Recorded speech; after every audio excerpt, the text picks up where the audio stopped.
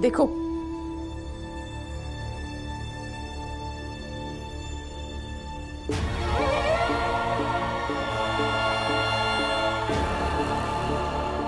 अच्छी तरह से देख लो।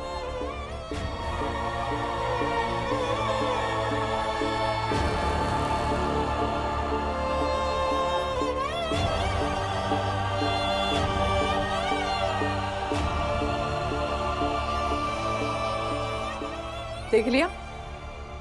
गिनती आती है ना तुम्हें? तुम सब लोगों को गिन लो, कितने छेद है इसमें, गिन लो। फौज के रिटायर सूबेदार है ये, फिर भी इन्हें ये पहनना पड़ता है और ये इन छेदों को ढक के किसी तरह से अपनी इज्जत बचा रहे हैं। मैं कहती हूं इनसे कि नया खरीद ले तो ये कहते हैं कि नहीं, इससे बच्चों की पढ़ाई लिखाई ज्यादा जरूरी है।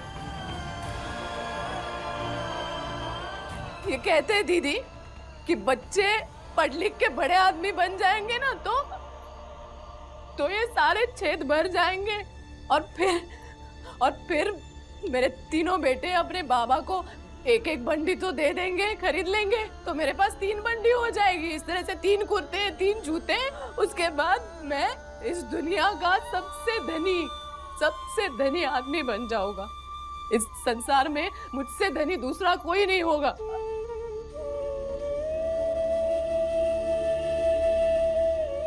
तो भीवा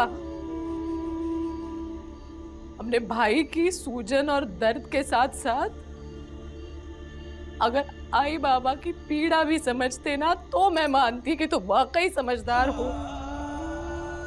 अपने भाई बहनों के इच्छा के साथ अपने आई बाबा की अभिलाषा भी समझनी चाहिए बीबा।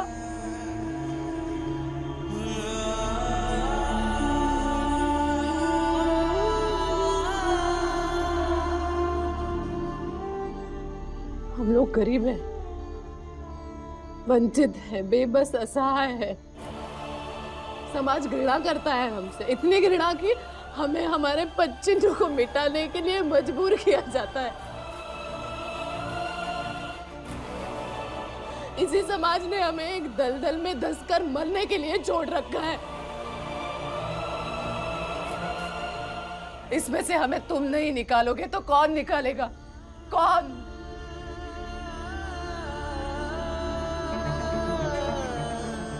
पुरखों की मुक्ति की जिम्मेदारी आने वाली पीढ़ी पे होती है।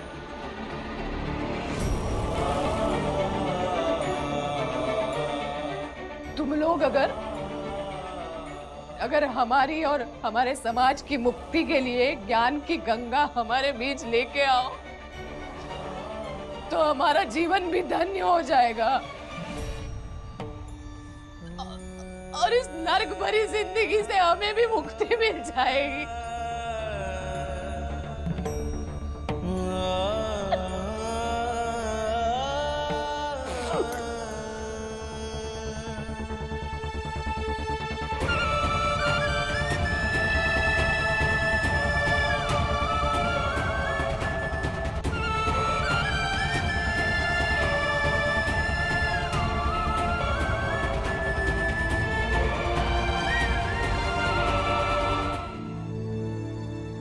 अपने भाई बहनों की इच्छा के साथ अपने आई बाबा की अभिलाषा भी समझनी चाहिए बीबा।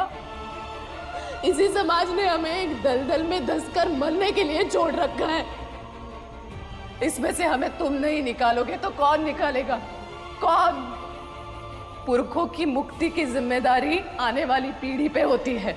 अगर हमारी और हमारे समाज की मुक्ति के लिए ज्ञान की गंगा हमारे बीच लेके आओ तो हमारा जीवन भी धन्य हो जाएगा और इस नर्क भरी जिंदगी से हमें भी मुक्ति मिल जाएगी। भीम, बाबा ने बाद में कुछ बोला ही नहीं। मुझे तो समझ नहीं आ रहा है कि वो तेरी बात मान गए हैं या नहीं। भीम,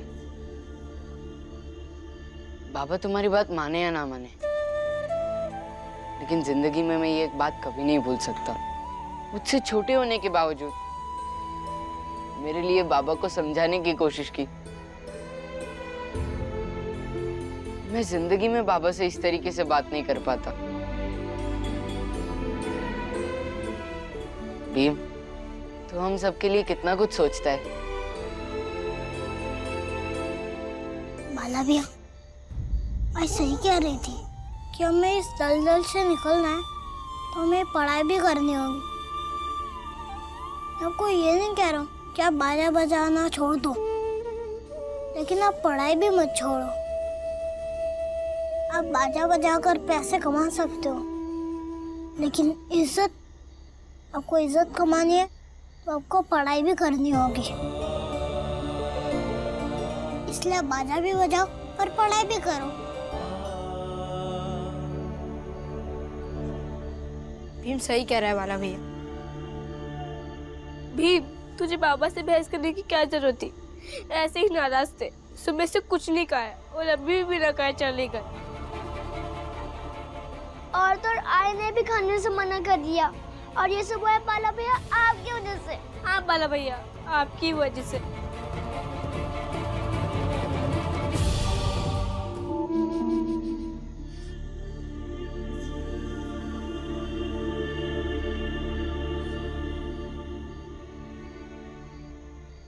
आई उठो ना, जल्दी खाना खा लो।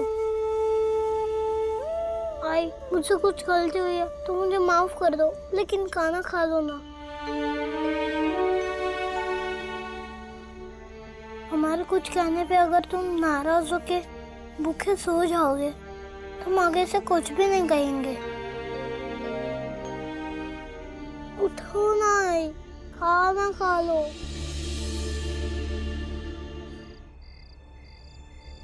आई, अभी बाबा ने भी खाना खा लिया, अब तो उठ के खा लो।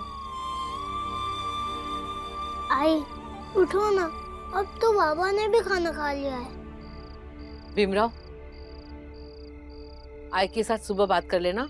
अभी तुम लोग चलो और खाना खा लो। लेकिन आई को समझा। भीम, हर समय जीत नहीं किया करते। तुम लोग खाना खा लोगे तो आई भी खाना खा लेगी। तुम लोगों के खाए बिना आई ने कभी खाना खाया है क्या? चलो खाना खा लो, चला जाओ।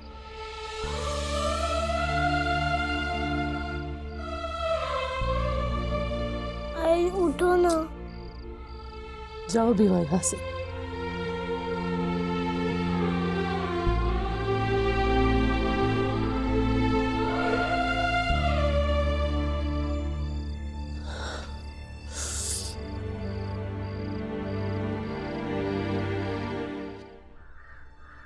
मिले क्या? हाय, नहीं मिले। मैंने कहा ढूंढे।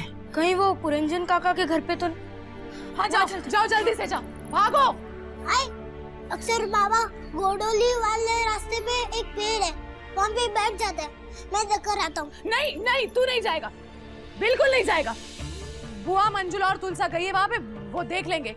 तू बिल्कुल नहीं जाएगा, क्योंकि तू जाएगा तो उनसे बहस करेगा, फिर उन्हें गुस्सा दिलाएगा। लेकिन आई तुम ऐसा क्यों कह रही हो? क्योंकि तुम आजकल उनसे बहस करने लगे हो, इसलिए। लेकिन आई तुमने वो बात मुझे समझाई तो मैं समझ गया ना कि बाला भैया को सिर्फ बाजा ही नहीं बजाना, उन्हें पढ़ाई भी करनी है। और ये बात हमने बाला भैया को समझा दी और वो समझ भी गए। हाँ, फिर भी वो बाजा बजाना नहीं छोड़ेगा। रहने दो ना आई, वो पढ़ाई करने के लिए तैयार है तो उन्हें बाजा भी बजाने दो, वो उनकी रुचि है। और बाबा भी तो भजन गाता है ना, वो उनकी रुचि है। देख भी बात, तू ना अभी मैं सच्ची कह रहा हूँ ना। तू मुझसे भी बहस कर रहा है अभी। मैं बहस नहीं कर रहा, मैं सच्ची कह रहा हूँ। कह रहा हूँ ना आई। तू जो मन में आए वो कर, आई मुझे कुछ नहीं सुनना। अरे सुनो तो, फिर क्या हुआ? मैंने गोरे साहब से कहा, हुजूर लीजिए पान खाइए। उन्होंने पान मुंह में लिया और चबाने लगे। अच्छा? मैंने बोला हुजूर यही एक तरीका है जीभ को लाल करने का। फिर क्या, उन्होंने अपनी जीभ देखने की कोशिश की, पूरा पान उनकी कमीज में आ गिरा। हो गए लाल ही लाल। अच्छा सुनो, आज ठंड बहुत है, क्यों ना चाय में थोड़ी अदरक ज्यादा डाल दी जाए? हाँ, मजा आ जाएगा। क्यों? हाँ। बिल्कुल सही कहा। सबके लिए बना दूं अदरक वाली चाय? आपकी तरफ से। अरे बनाओ। अरे क्या बात है, बहुत बढ़िया बहुत बढ़िया। अरे ये राम जी के हाथ में क्या है?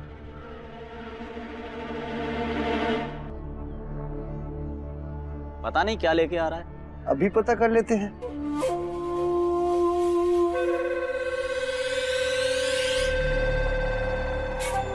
साथ साथ साथ साथ